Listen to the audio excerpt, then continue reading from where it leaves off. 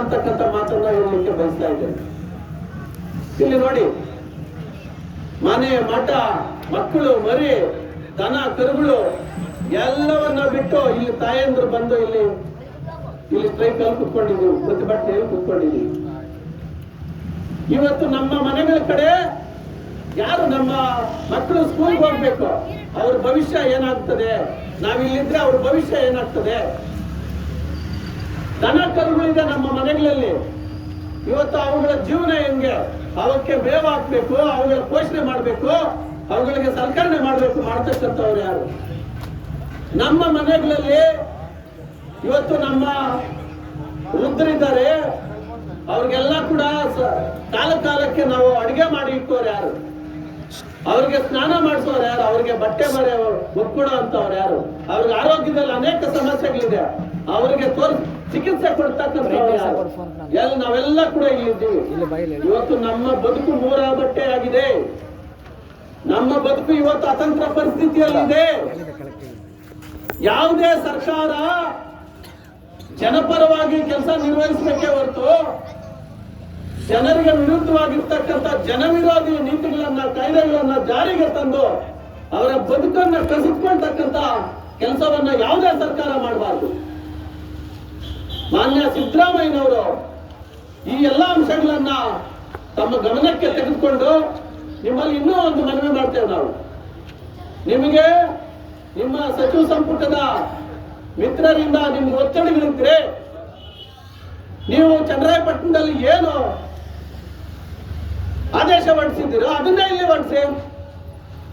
ಯಾರಿಗೆ ಭೂಮಿ ಕೊಡೋದಕ್ಕೆ ಇಷ್ಟ ಇದೆಯೋ ಅವ್ರು ಕೊಡ್ಲಿ, ನಮ್ದೇನು ತಕರಾರಿಲ್ಲ. ಬಲವಂತದ ಭೂಸ್ವಾಧೀನ ಬೇಡ ಅಂತಕ್ಕಂಥದ್ದನ್ನ ನೀವು ಆದೇಶವನ್ನು ಹೊರಡಿಸಿ. ನಮಗೆ ಅದ್ರ ಬಗ್ಗೆನೂ ಸ್ವಾಗತ ಇದೆ, ಅದ್ರ ಬಗ್ಗೆನೂ ಸ್ವಾಗತ ಇದೆ. ಯಾರ ಕೊಡೋರು ಕೊಟ್ಕೊಳ್ಳಿ, ನಮ್ದೇನು ಅಭ್ಯಂತರ ಇಲ್ಲ. ಆದ್ರೆ ನಮ್ಮ ಜಮೀನನ್ನ, ಫಲವತ್ತಾದ ಭೂಮಿಯನ್ನ, ಇಡೀ ನಮ್ಮ ಬದುಕನ್ನ ಬಲವಂತವಾಗಿ ಕಸಿದುಕೊಳ್ತಕ್ಕಂಥ ಹಕ್ಕನ್ನ ನಿಮಗೆ ಕೊಟ್ಟವರು ಯಾರು? ಸಂವಿಧಾನದಲ್ಲಿ ಇದೆಯಾ ಆ ತರ? ಹೋಗಿ ನಿಮ್ಮ ಪ್ರಣಾಳಿಕೆಯಲ್ಲಿ ಇದೆಯಾ?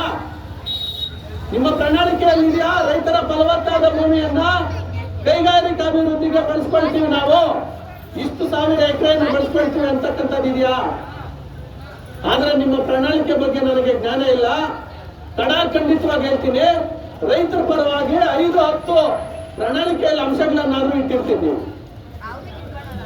ನೀವು ತೆಗೆದು ನೋಡಿ ಬೇಕಂತಂದ್ರ ಅಂತ ಸಂದರ್ಭದಲ್ಲಿ ನಿಮ್ಮ ಪ್ರಣಾಳಿಕೆಯಲ್ಲಿ ಏನು ಘೋಷಣೆ ಮಾಡಿದ್ದೀರಿ? ರೈತರ ಪರವಾಗಿ ನಾವಿದ್ದೀವಿ, ರೈತ ಪರವಾದ ಕಾಯ್ದೆಗಳನ್ನೇ ಜಾರಿ ಮಾಡ್ತೀವಿ ಅಂತಕ್ಕಂಥ ನಿಮ್ಮ ಏನ್ ಪ್ರಮಾಣ ಏನಿದೆ ಅದಕ್ಕೆ ಭದ್ರಾಗಿ ನೀವು ಇವತ್ತು ನಡ್ಕೊಳ್ಳಿ. ನಮಗೆ ನೀವು ಏನು ಕೊಡಬೇಡಿ. ಇವಾಗೇನು 5 ಗ್ಯಾರಂಟಿಗಳು ಕೊಡ್ತಾ ಇದ್ದೀರಲ್ಲ, ಅದನ್ನು ವಾಪಸ್ ತಗೊಳ್ಳಿ ಬೇಕಂತಂದ್ರೆ. ನಮ್ಮ ಭೂಮಿಯನ್ನ ಕಿತ್ಕೊಳ್ತಕ್ಕಂಥ ಕೆಲಸವನ್ನ ಮಾಡಬೇಡಿ. ನಿಮ್ಮ ಭೂಮಿಯನ್ನ ಯಾವುದೇ ಕಾರಣಕ್ಕೂ ಸರ್ಕಾರ ಮುಟ್ಟೋದಿಲ್ಲ, ಬಲವಂತವಾಗಿ ಭೂಸ್ವಾಧೀನ ಮಾಡೋದಿಲ್ಲ ಅಂತಕ್ಕಂಥ ಒಂದೇ ಒಂದು ಗ್ಯಾರಂಟಿಯನ್ನ ನೀವು ಘೋಷಣೆ ಮಾಡಿ, ನಾವೆಲ್ಲರೂ ಕೂಡ ನಿಮಗೆ ಋಣಿಯಾಗಿರ್ತೀವಿ.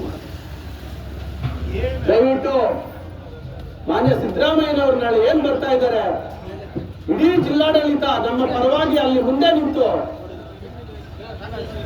ವಕಾಲತ್ತನ್ನು ವಹಿಸಿ ನಮ್ಮ ಬೇಡಿಕೆಗಳನ್ನು ಅವರ ಗಮನಕ್ಕೆ ತಂದು ನಮಗೆ ನ್ಯಾಯ ದೊರಕಿಸ್ಕೊಡ್ಬೇಕು ಅಂತ ನಾವು ಇವತ್ತು ಜಿಲ್ಲಾಡಳಿತದವರು ಮನವಿ ಮಾಡ್ತಾ ಇದ್ದೇವೆ. ಹಾಗಾಗಿ ಬಂಧುಗಳೇ, ನಾವು ಯಾರು ಕೂಡ ವೃತ್ತಿಗಿಡಬೇಕಾಗಿಲ್ಲ.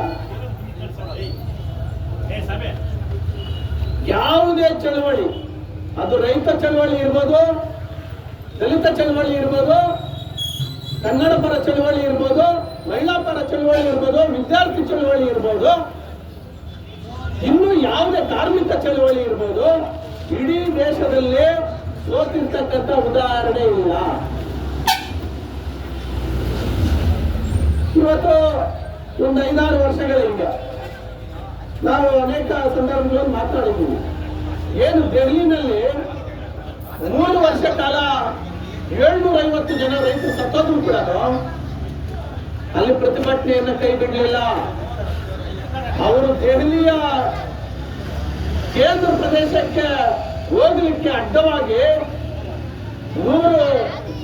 10-20 ಅಡಿ ಆಳ ಗುಣಿಯನ್ನ ತೆಗೆದು ಜೆಸಿಬಿಗಳಲ್ಲಿ ಮುಳ್ಳು ತಂತಿ ಬೇಲಿಗಳನ್ನ ಹಾಕಿ ದೊಡ್ಡ ದೊಡ್ಡ ಮಳೆಗಳನ್ನ ಹೊಡೆದು ರೈತರು ಯಾರು ಪ್ರವೇಶ ಮಾಡ್ಲಿಕ್ಕೆ ಬಿಡದೆ ಒಂದು ಸರ್ಕಾರ ಏನ್ ಸರ್ವಾಧಿಕಾರಿ ಧೋರಣೆಯನ್ನು ಅನುಸರಿಸಿತ್ತೋ ಅಂತ ಸಂದರ್ಭದಲ್ಲೂ ಕೂಡ ರೈತರು ಯಾರು ಧೃತಿಗೆಡಲಿಲ್ಲ.